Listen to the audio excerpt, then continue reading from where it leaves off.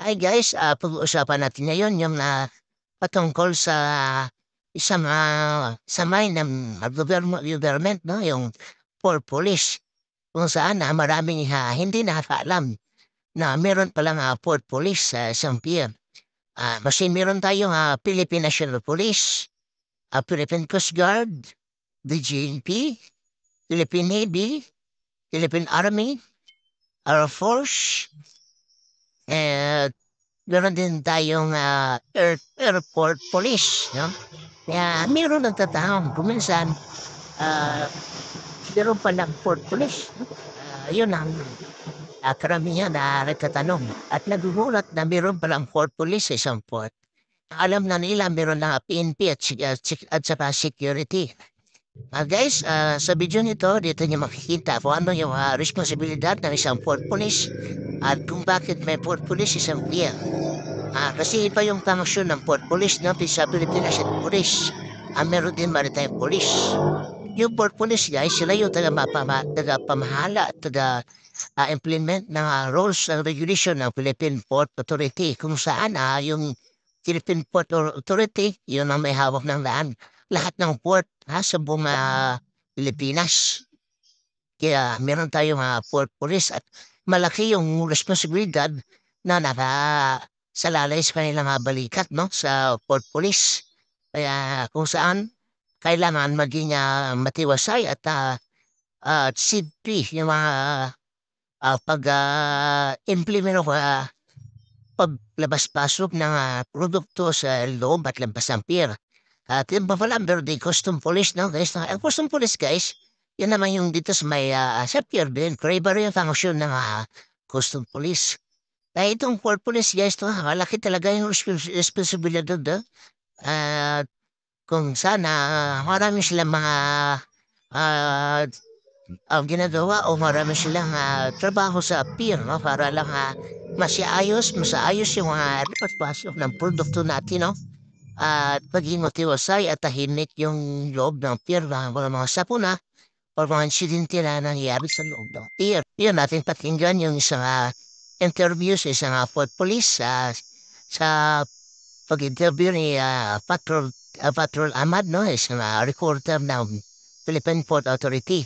Sa kanyang panayam kay Port Police Officer Zico, dito natin malalaman kung ano yung mga qualification upang maging membro ng isang port police dito sa Philippine Port Authority. Trabaho maging isang port police. Bilang bantay sa pantalan, pinapanatili rin nila ang seguridad at kaligtasan ng mga pasahero. Ngunit, paano nga ba maging isang port police?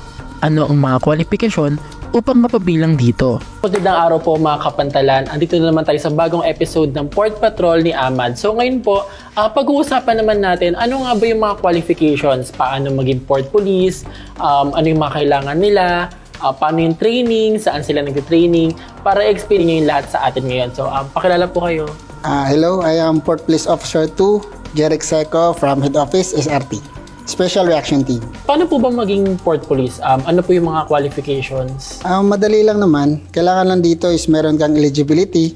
Second level, yun nga yung civil service, professional o kaya PRC license. Kailangan din 4-year graduate course ka at ipasa mo yung pre-placement exam ni PPA. Papasarin mo rin yung technical exam ng port police at saka yung agility.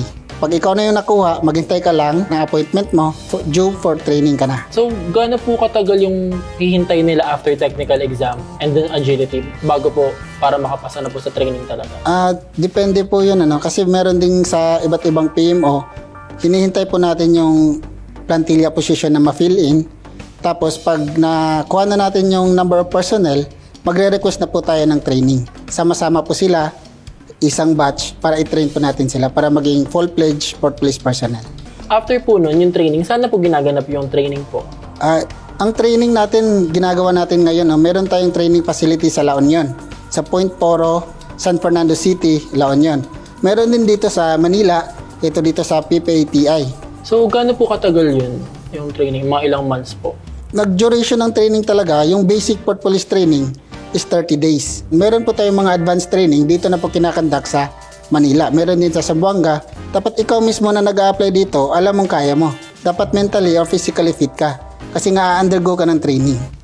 So when it comes to gender, pwede po ba yung babaeng port police to apply? Lahat po, even the LGBT is very well represented sa port police personnel. At all age, anong height, anong gender, ethnicity mo, religion, pwede ka po mag-apply. Basta buo ang loob mo, willing ka, mentally and physically fit ka, tanggap ka po dito.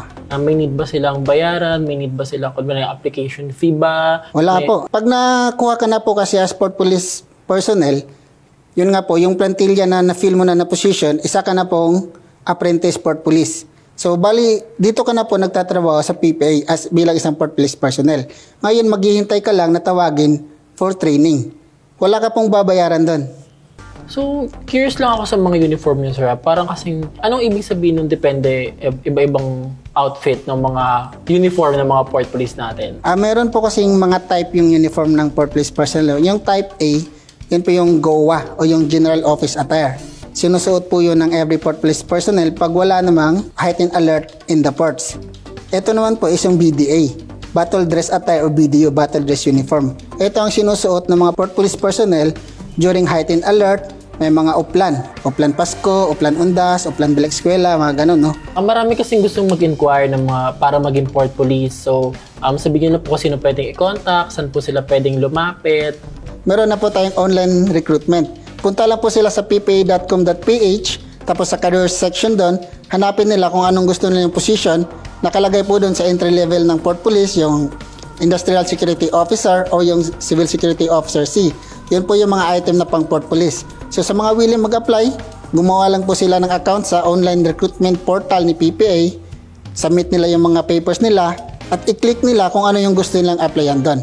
Maghintay lang po sila ng reply ng Human Resource Department natin dito sa PPA, at pag nakuha naman po sila, hintay na lang po sila due for interview, exam, and other things.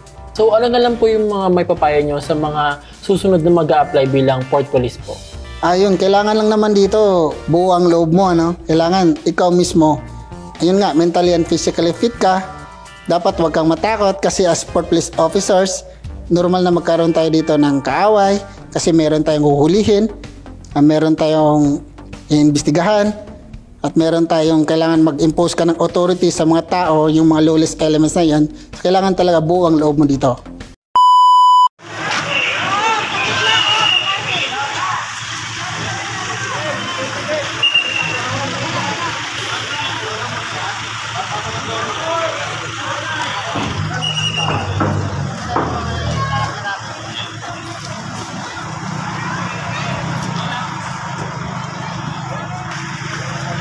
Ayan, sunod yan.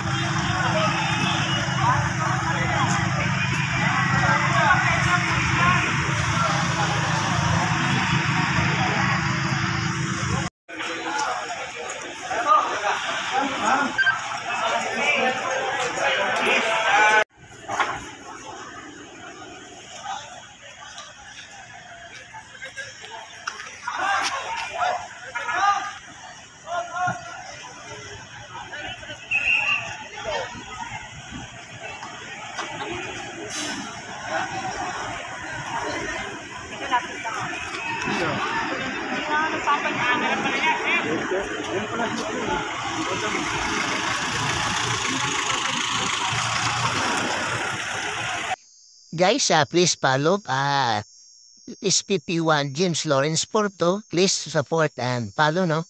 Port Cap TV. Port Cap TV, please follow guys and support sa kanyang channel.